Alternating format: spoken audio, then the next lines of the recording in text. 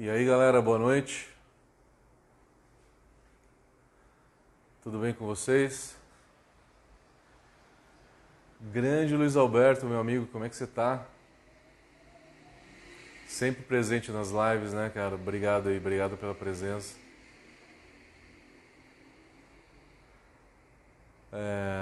Bom, cenário um pouquinho diferente porque até semana passada eu tinha uma mesa, né? E aí eu conseguia sentar na mesa, né, e com esse fundo e aí aparecer esse fundo aqui que vocês sempre conhecem, né? É, mas como eu não tenho mais a mesa, eu tô apoiando no balcão. Tentando controlar aqui um pouquinho a luz, porque ela está estourando um pouquinho. Mas é isso aí. Bom, galera, estamos chegando no final do ano, mas eu acho que a gente não vai parar as lives não, a não ser que caia no feriado aí. Acho que a gente vai continuar toda segunda-feira, às 8 horas. Tem sido muito legal o feedback de vocês, tem sido muito bacana a participação de vocês. A cada dia a gente está tendo mais participação, então isso motiva a gente realmente a continuar fazendo essas lives, tá? Então não vamos parar por aí.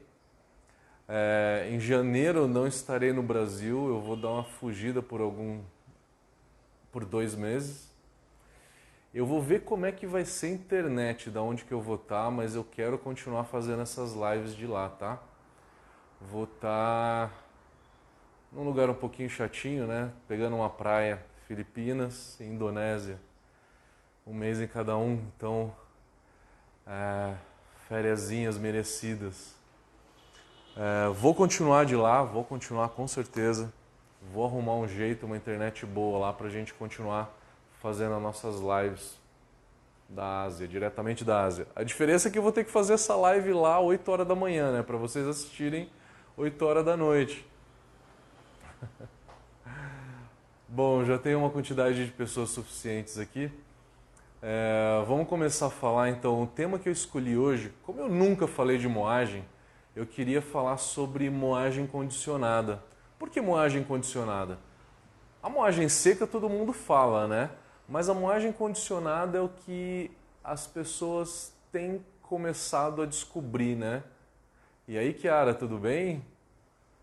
Tô dando sua aula hoje aqui, hein? Depois você me fala se eu tô falando tudo certinho aqui. Me corrige. A moagem condicionada é o que o caseiro pode fazer. Um outro tipo de moagem é a moagem úmida. A moagem úmida você realmente encharca o grão e aí no moinho você tem, acima do moinho você tem tipo o formato de um fermentador quase, né? Ele é um cilindro cônico, aonde que os grãos ali eles ficam praticamente encharcados e fica fechado. Os grãos eles passam para o moinho, né? Num sistema bem fechado porque tem muita água ali. Como fazer isso em casa, né? Moagem úmida mesmo, onde que tem encharcamento. Não rola, né? Não rola porque preciso ter um equipamento especial para fazer isso. Um outro tipo de moagem que Ambev faz, não só Ambev, mas todas as cervejarias de grande porte, é o moinho martelo. O que é o moinho martelo? Então eu estou dando uma palhinha, antes de falar de moagem condicionada, estou dando uma palhinha sobre moagem em geral, tá? O moinho martelo, eles são barras de ferro que ficam girando, geralmente na horizontal. Fica girando numa força muito alta. E aí o grão ele vem por cima, ele bate e ele estraçalha. A ideia é moer pó, realmente pó. Destruir completamente a casca. Por que eles fazem isso? Porque se eu fizer uma moagem seca com rolos, né? Comparada com a de moinho martelo, eu vou aumentar o quê? Por volta de uns 5% a eficiência? Me corrija aí, Kiara, se eu estou falando o número errado. Uns 5, 6%? E numa indústria de grande porte, isso faz diferença, né? 1% já é muito. Então, é uma moagem que você também não tem nada em casa para fazer uma moagem pó dessa como um moinho martelo.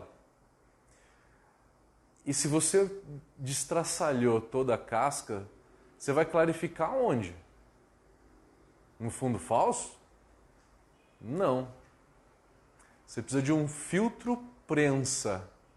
Então, ao invés do fundo falso, você precisa de um filtro prensa. A Chiara está aqui falando que é por volta dos 6% mesmo que aumenta a eficiência se a gente usa o moinho martelo. Que é bastante, né? 6% para uma indústria de grande porte não é muito. Pois é. O que é um filtro prensa? Não é um fundo falso com aquele diâmetro, né? Com aquela perfuraçãozinha do fundo falso.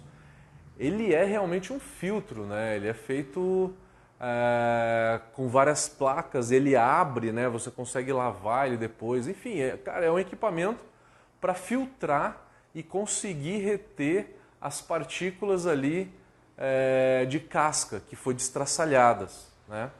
Então, na hora que você usa o moinho martelo, você não tem uma tina de clarificação normal, né?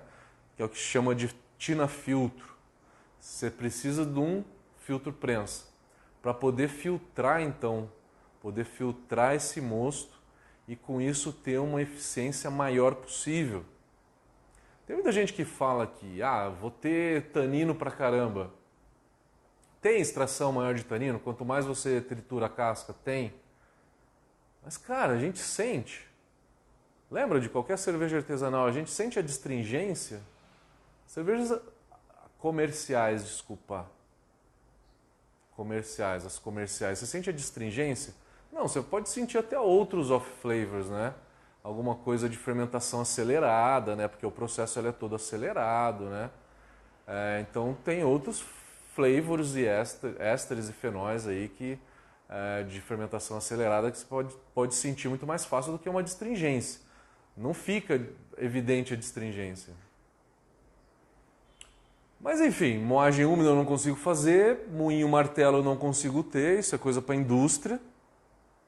O objetivo do moinho martelo é aumentar a eficiência. O objetivo da moagem úmida é preservar a casca, porque na hora que você umidifica, né, a casca, ela absorve água, ela fica mais flexível então.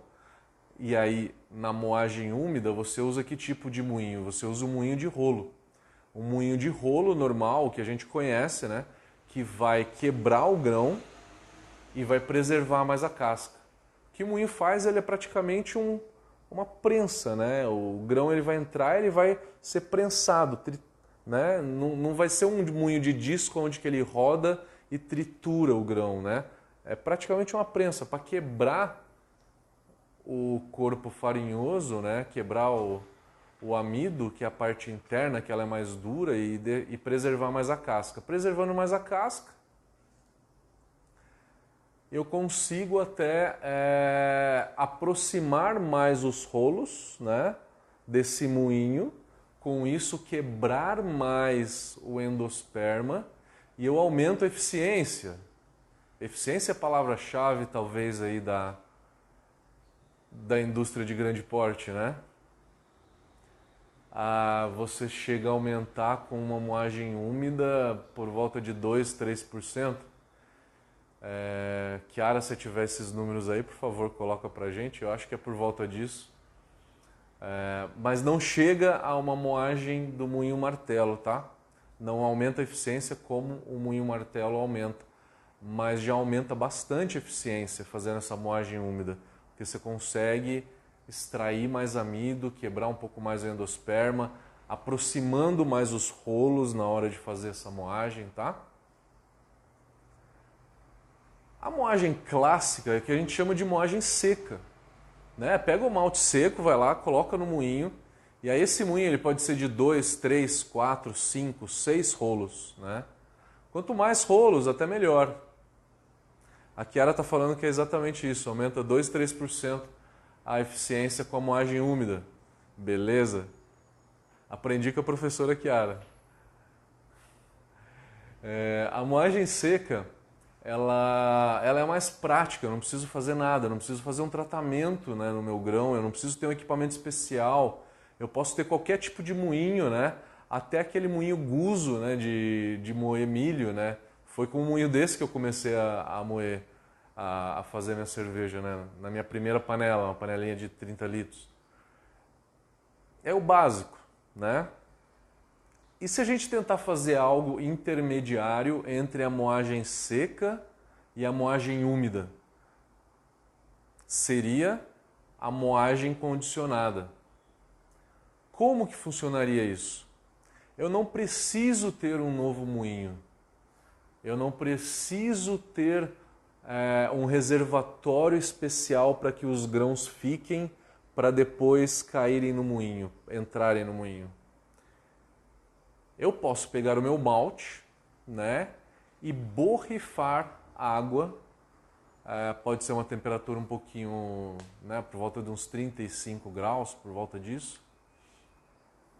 Para que, borrifando e não encharcando, eu vou conseguir fazer com que o grão ele absorva um pouco de água, apenas a casca.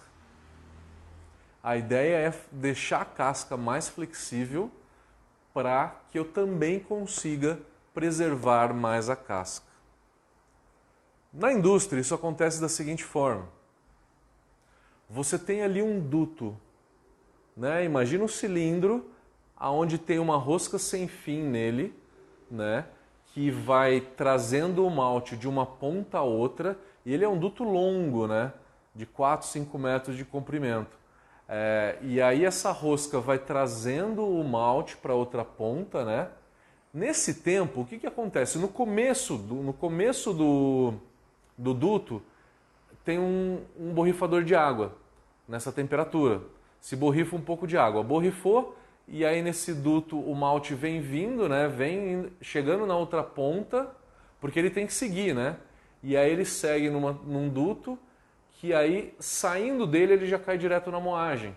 Para dar um tempo relativamente pequeno, né? Não é um tempo tão alto, é questão de segundos, para que essa água que foi também jogada em cima do grão, ela se homogeneize um pouco mais, na hora que esse malte está dentro dessa rosca sem fim e está rodando, né?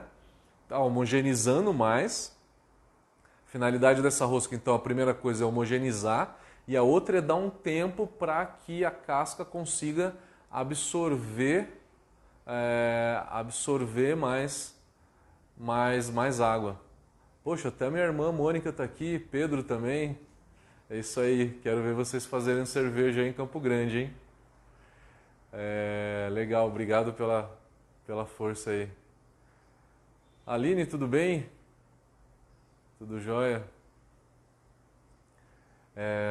Então, nesse tempo, absorveu um pouco mais de água, né, na casca, e na hora que vai entrar no moinho, você pode aproximar um pouquinho mais também os rolos, né, para conseguir quebrar um pouquinho mais o endosperma e ter uma eficiência um pouco melhor e preservar mais a casca para calorificação.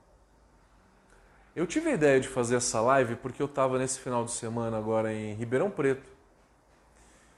Eu estava em Ribeirão Preto e eu fazendo o curso de tecnologia cervejeira, que vai encerrar já na semana que vem. E eu falei para eles de moagem condicionada, né? Falei sobre moagem condicionada, e aí teve um aluno que falou assim: Matheus, eu fiz aquela moagem condicionada que você falou e tal. Foi muito legal e adiantou bastante, obrigado e tal. E aí falou que realmente a casca preservou. E aí, como é que você fez? Em casa.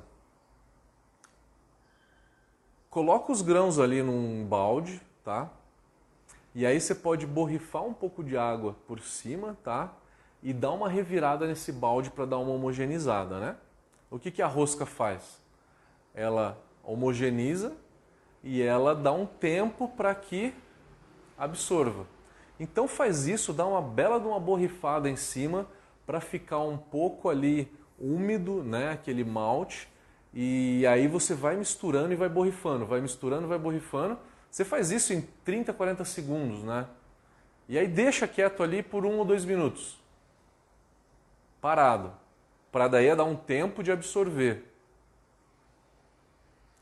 Com isso, você teve uma certa absorção de água na casca, pouca, tá? não é o suficiente para entrar muito para dentro do endosperma, mas sim é mais para molhar a casca principalmente que absorveu água aí. E aí você consegue moer e preservar um pouco mais a casca. Essa é uma forma, né, que as pessoas fazem às vezes de curiosidade para ver como é que é. Para um processo caseiro, você está fazendo uma cerveja que você não está preocupado tanto em rendimento, né? Não estou preocupado em rendimento. Estou fazendo uma cerveja com uma pouca carga de malte, que não está entupindo a minha clarificação. Não preciso fazer uma moagem condicionada. Eu acho que você deveria fazer uma moagem condicionada quando você está tendo problema de entupimento. Depende da panela, depende do equipamento, né? Às vezes a gente tem uma área filtrante menor. Quando você tem uma área filtrante menor, você acaba entupindo mais na hora que você está fazendo a clarificação, a lavagem do grão. Nesses casos, a moagem condicionada te ajudaria, tá? Para eficiência, eu nem sei se eu falo para vocês que, poxa, vai lá para aumentar a sua eficiência em 1, 2%. A gente usa 5 kg de malte para fazer 20 litros. Porra, é muito pouco. Quanto que eu estou ganhando com isso? Mas o cervejeiro caseiro, ele é muito curioso, né? Ele é curioso, ele quer testar coisas, ele quer ver o que acontece. Então, a minha dica aí é, tipo, quer conhecer alguma coisa diferente, quer fazer alguma coisa diferente, faça essa moagem condicionada e veja, né? Você está acostumado com um padrão de moagem nas tuas braçagens e aí tenta fazer um processo diferente, que daí com isso você vê a diferença que vai ficar na clarificação, no teu processo de clarificação, vai ficar bem melhor. Então, gente, aí vai então a dica de quem quiser tentar melhorar um pouco da moagem. A única coisa que o caseiro consegue fazer, além da moagem seca, é fazer uma moagem condicionada, né? É fazer uma moagem condicionada. O limitante para se fazer se esmagar os grãos que nem faz o moinho-martelo é que a gente não tem o equipamento, né? Para fazer uma moagem completamente úmida também não tem. Kiara está aqui me falando, Matheus, legal pegar a mesma quantidade de grãos e moer condicionado e moer seco. É uma boa dica para que a gente possa olhar, né? A mesma quantidade de grãos seco e a mesma quantidade de grãos molhado, né? E aí, se você está fazendo a mesma abraçagem 2 vezes, né? Para comparar o volume de cascas. Legal. Faça esse teste, faça esse teste. Vai fazer a moagem condicionada? Separa um pouquinho de grão seco e faz a moagem seca. Segue a dica da Kiara. É muito importante para você ver a diferença, como é que fica realmente da casca. Né? O quanto de casca, quanto que ela fica mais e ela fica mais inteira. É bem nítido isso, tá? É bem nítido. Eu já fiz uma ou outra vez, eu não tenho isso como prática comum, tá? Mas eu fiz para ver, para saber como que era. E realmente é legal. É legal a gente testar uma coisa diferente e outra, né? Bom, gente, quero ver as perguntas de vocês agora. Podem fazer alguma pergunta sobre moagem em geral, né? Vamos lá. Eu acho que o básico sobre a moagem condicionada eu falei para vocês. A ideia da live não é ser tão extensa assim, né? Mas com a interação de vocês a gente consegue ir puxando outros assuntos e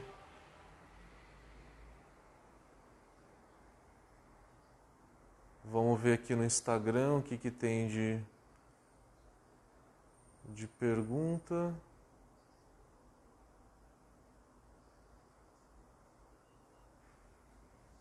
Vamos dar uma olhada no Facebook se tem perguntas.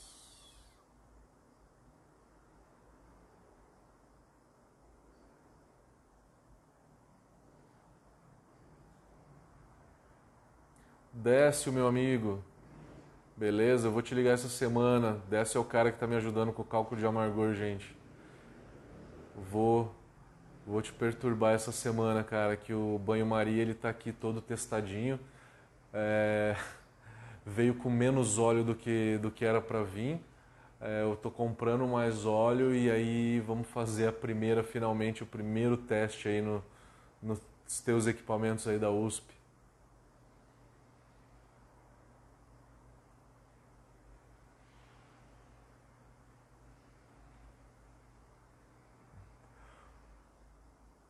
Ô Chiara, o Luciano de Goiânia tá te mandando um beijo. Excepcional professora.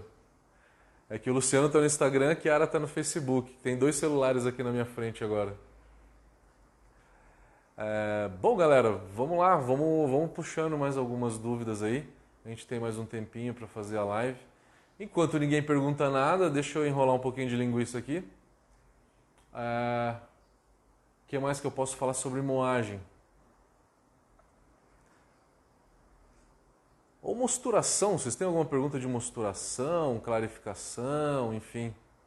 O Luciano, a Chiara tá mandando um beijo de volta. O Luciano está perguntando qual que é o melhor moinho indicado para caseiros. Ô Luciano, você tem uma bela de uma diferença do moinho de discos.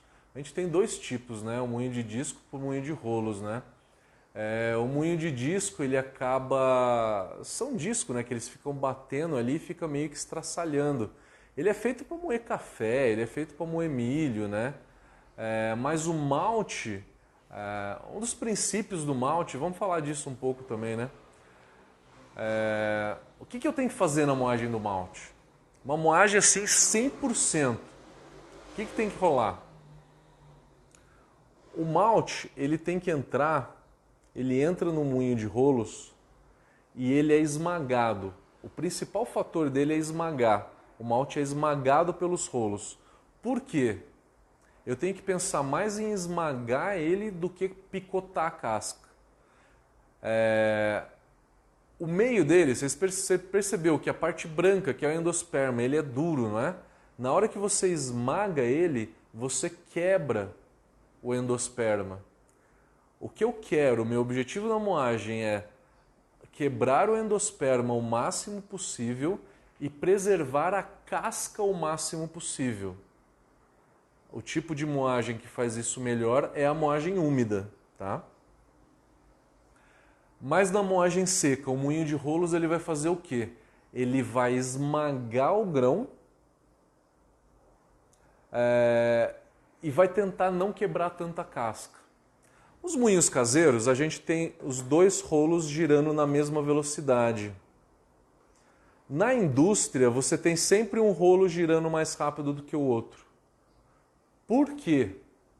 Porque isso vai fazer o efeito, imagina que tem um grão aqui em cima da minha mão e você faz um efeito de rolar ele, né? Você faz meio que um atrito, né? Você rodando ele, você gira ele e ele vai quebrando mais o endosperma. Então você tem sempre dois rolos e um girando mais rápido do que o outro, na proporção aí de 25% a 50%, se eu não me engano, de velocidade a mais. E isso faz com que o grão, na hora que ele entre dentro do moinho, ele não entre reto e saia reto. Ele entre e vai rodando, né? Ele vai girando um pouco. Com isso você quebra mais o endosperma, você consegue triturar um pouco mais o endosperma, né? E os discos que são utilizados, eles têm exatamente um diâmetro. Se for um diâmetro pequeno, você tem uma quebra menor do grão. Se for muito grande o diâmetro, o grão ele não vai conseguir agarrar no disco, não vai conseguir entrar.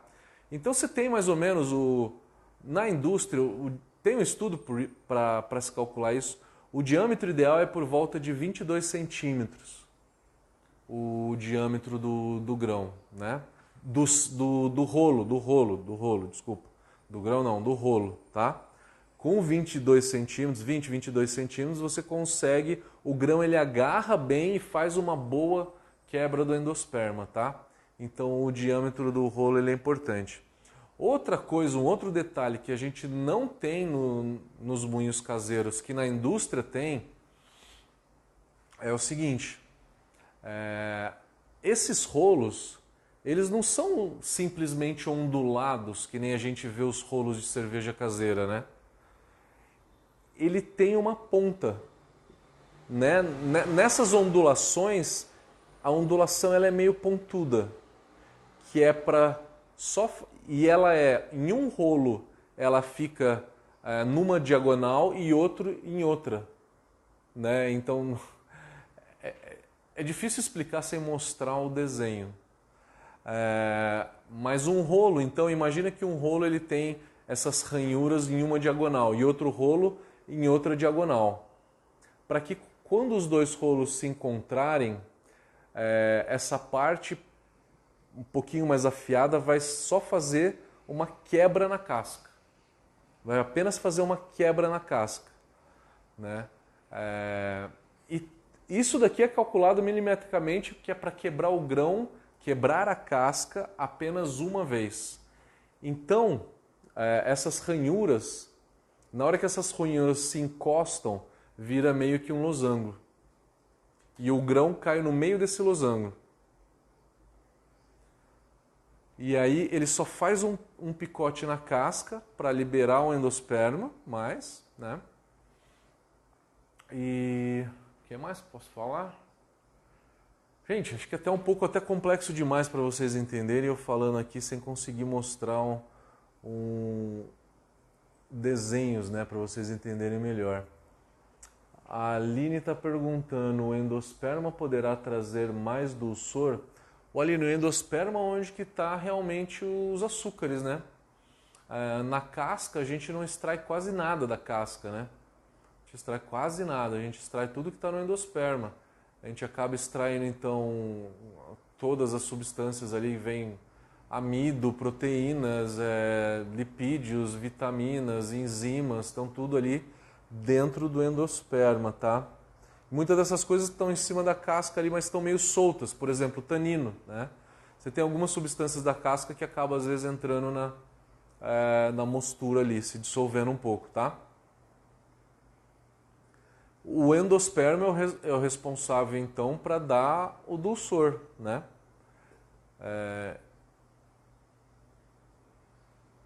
Lógico que em malte caramelizado, o que vai dar o dulçor vai ser o açúcar caramelizado que tem nesse malte, tá?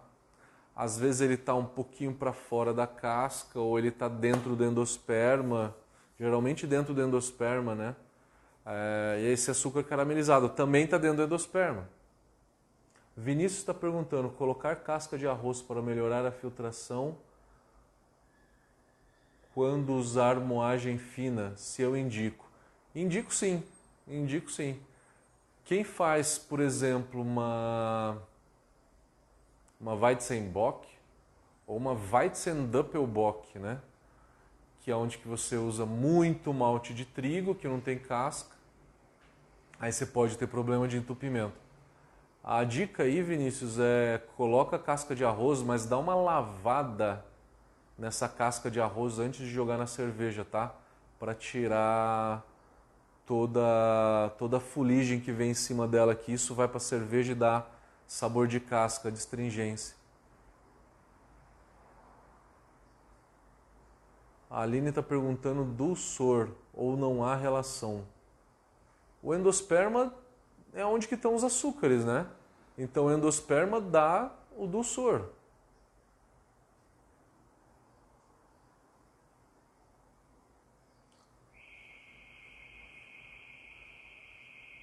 Yummy Faith. O mestre, o Wagner me embebedou com a Black IPA dele e nem deu pra ele no sábado no Renault. Gostaria muito de tomar uma contigo. Perdeu o churrasco de sábado. Foi muito legal lá na chácara do Renault, foi muito legal. Foi muito bacana. Cervejaria Triple B?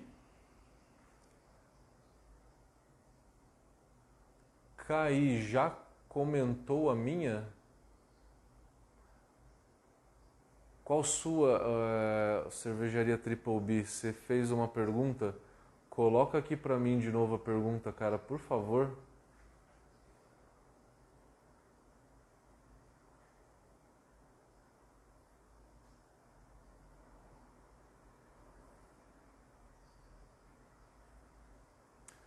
Grande Décio, vamos se falar aí nas próximas 2 semanas, finalmente, fazer a primeira abraçagem no banho-maria. O Décio também está perguntando, então a velocidade de moagem tem influência direta nisso? O Décio, tem uma velocidade ideal de moagem também. Assim como tem um estudo para falar do diâmetro que o rolo tem que ter, o diâmetro ideal do rolo, você tem também uma velocidade de moagem. Eu vou te confessar que eu não lembro o decor. Foi até milagre eu ter lembrado esse diâmetro do rolo, cara, que o professor lá de Berlim que me falou, e eu lembrei disso, cara. Eu lembrei porque ele falou de como que o grão entra, se o rolo é maior, se o rolo é menor, tal. O diâmetro do rolo eu lembro, mas a velocidade eu não lembro. A Kiara tá me falando, é como se fosse costas corte ou corte corte. Exatamente, Kiara. Tem mais um detalhe que eu não entrei porque eu achei que eu estava sendo muito técnico demais, eu ia dar um nó na galera. Na hora que eu estava falando ali, o que a Kiara está falando é o seguinte, na hora que você tem as ranhuras do rolo, né, que um está na diagonal e outro está na outra diagonal, essa ranhura, ela não é exatamente reta, ela é meio curvada, que ela corta costas e outro tipo de corte. E outro tipo de corte ele vai ser de frente. Não dá para explicar isso direito se eu não mostrar um desenho, tá? Vocês não vão entender bem se eu não mostrar um desenho. É por isso que eu acabei não falando, Kiara. Eu acabei não falando porque eu não sei como mostrar isso agora sem mostrar uma apresentação. E aqui na live eu não consigo colocar a tela do computador aqui. Eu gostaria. Se alguém souber aí, como é que eu faço para projetar a tela do meu computador numa live dessa? Por favor, me fala. Eu sei que no YouTube dá, tá? Mas Facebook e Instagram não tenho a menor ideia. Luiz Alberto Silva, quando adiciona essa casca de arroz? Quando se adicionar a casca de arroz? Junto com o malte, no início da mostura? Luiz, eu adicionaria no fundo falso. Eu colocaria ali sobre o fundo falso, né? E aí jogaria o mosto por cima. Alguém tem alguma opinião diferente?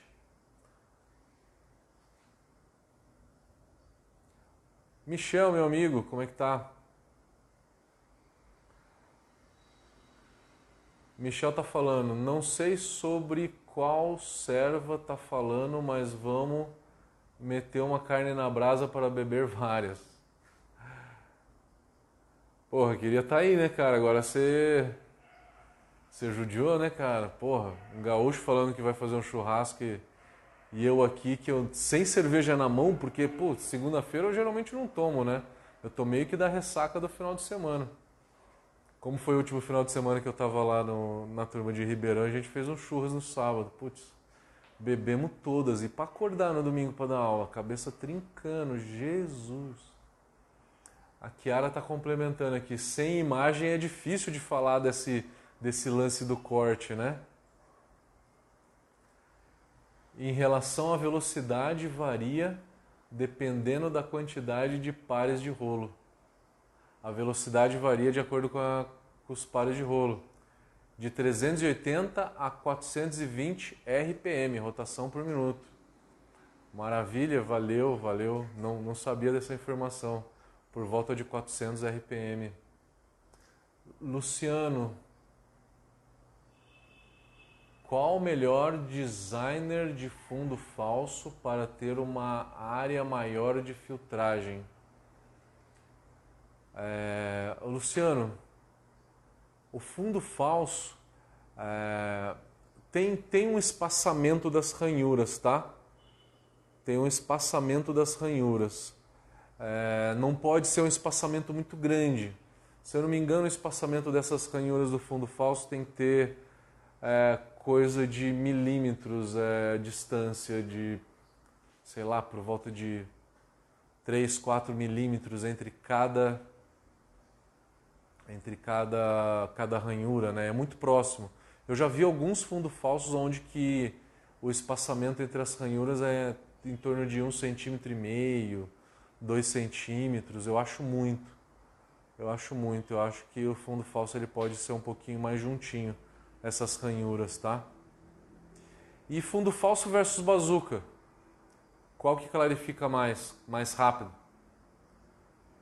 Fundo falso, porque tem uma área filtrante maior, né? Bazuca, eu tô falando a bazuca normal, aquela bazuca compridinha.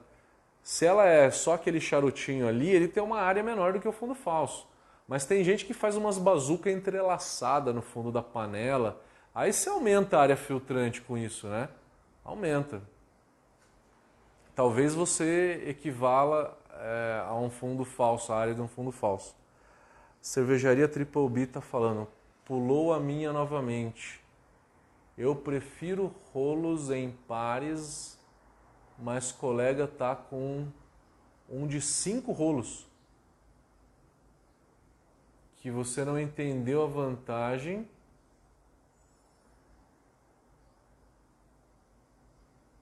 Ah, o número de rolos, se é ímpar ou par. Cara, geralmente, o moinho que melhor moe, cara, é o moinho de 6 rolos. O moinho de 6 rolos, aonde que o malte ele passa por 3 pares de rolos, né? O primeiro par de rolo ele tem uma distância um pouco maior, que ele é só para dar uma pré-quebrada, né? Só dar uma quebradinha de leve e não quebrar a casca. E aí depois passa numa peneira. O que já está fino sai do moinho. O que está ainda grosso ele vai passar no segundo par de rolo, que é um pouquinho mais próximo dos rolos. E aí passou no segundo par de rolo, passa numa peneira de novo, já está muito fino, já sai do moinho. Aí passa no terceiro par de rolos, que é mais junto ainda. Com isso você consegue individualmente controlar a velocidade de todos esses rolos. Número ímpar de rolos seria 5 rolos. Como que funciona um moinho de 5 rolos? Você tem a primeira moagem, vamos supor que são esses 2 rolos. E aí a segunda moagem vai ser esse segundo rolo junto com o terceiro, porque um está encostado no outro. E aí depois vai passar no último par de rolo, que aí esses dois têm contato. Então, os 3 primeiros rolos, geralmente eles têm contato. Então, passa no meio do primeiro e do segundo, depois passa no meio do segundo e do terceiro. Isso tem uma desvantagem que você não consegue controlar muito bem a velocidade independente de todos os rolos, né? Não sei se essa seria uma grande desvantagem. Mas enfim, você está falando de rolo ímpar, né? O caseiro ele tem moinho de 2 rolos ou de 3 rolos, né? O de 3 rolos, eu acho que é aquele terceiro rolo que você regula com aquela maçaneta ali, né? Com aquela meio que a manivela que você sobe e desce. Cara, eu já tentei colocar ela tudo para cima, tudo para baixo. Que diferença tem? Eu não consegui ver. O moinho de 3 rolos que o caseiro tem, cara, não sei se é tão interessante assim. Compro de 2 mesmo.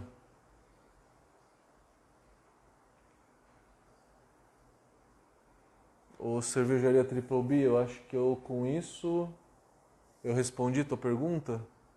Se faltou alguma coisa, manda aí.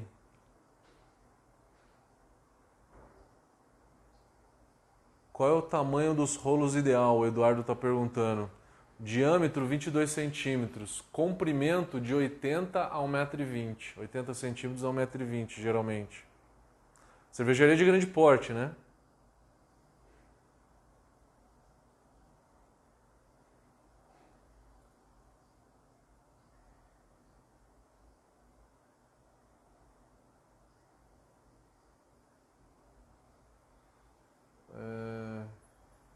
Acho que acabaram as perguntas, galera. Acabaram as perguntas. Se alguém tiver mais alguma, vamos lá.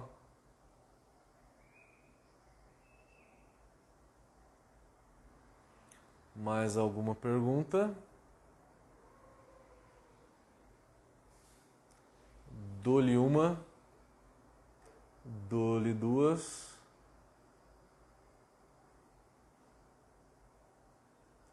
O Eduardo está perguntando o diâmetro de...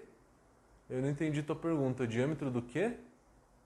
Diâmetro do rolo, 22 centímetros. O ideal para a indústria. Para o caseiro é aquele diâmetro e ponto, né? O equipamento é mais simples e ele é feito para ser simples e barato. Ô Eduardo, eu não entendi o que você escreveu. Se eu respondi, beleza. Se eu não respondi, escreve um pouquinho mais para eu conseguir entender.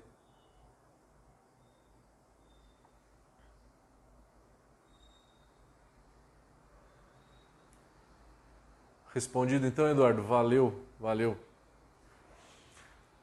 Galerinha, vamos encerrando por hoje. Agradecer as ilustres presenças aí, minha amiga Kiara, manja mais do que ninguém aí sobre parte de produção de braçagem. Foi gerente de produção na Ambev por 9 anos, né? Mais do que eu entendo dessa parada aí. Eu entendo de bebê mesmo, né? Mas aí eu chego aqui e a gente troca uma ideia, né? Passa um pouquinho de conhecimento. A ideia é essa, né? Dessas lives é fazer um negócio bem descontraído, bater um papo mesmo. Galera, valeu Décio aí. Até minha irmã de Campo Grande estava aqui, a Mônica, bacana. Luciano batendo cartão sempre. O Jeff também aqui, Jeff Beer, tá sempre na área. Moser, meu amigo. Gustavo Miranda também. Ô Gustavão, cara, estamos terminando agora. Não sei se você viu antes. Última pergunta aqui que o Charlton estava falando. Moinho martelo é indicado somente para filtro prensa? Na verdade é o contrário, né? Você tem um moinho martelo e você é obrigado a ter um filtro prensa com isso. Por causa disso, né? Porque você estraçalhou o malte. E aí você vai precisar de um filtro prensa que é para filtrar mesmo, é um filtro, né? Não é um fundo falso, onde você tem uma perfuração muito maior, né? Bom, galera, valeu pela audiência. A gente está com turmas de tecnologia cervejeira, sommelier de cerveja já aberta no Brasil inteiro. Temos diversas cidades. Temos aí desde Goiânia, Ribeirão Preto, São Paulo, até Recife, cidade da Kiara. Vamos fazer um curso de novo com ela em parceria lá. Temos um curso de tecnologia cervejeira online para quem está em outra cidade e não quer sair de casa. A gente tem um curso de mais de 100 horas de vídeos. A gente fez o curso todo gravado no estúdio, quem tiver interesse. Tá no site da Brau Academy já. Beleza, galera? Vamos nessa. Até semana que vem. Encontro vocês aí às 8 horas da manhã, 8 horas da tarde, da noite. Próxima segunda-feira. Valeu, galera.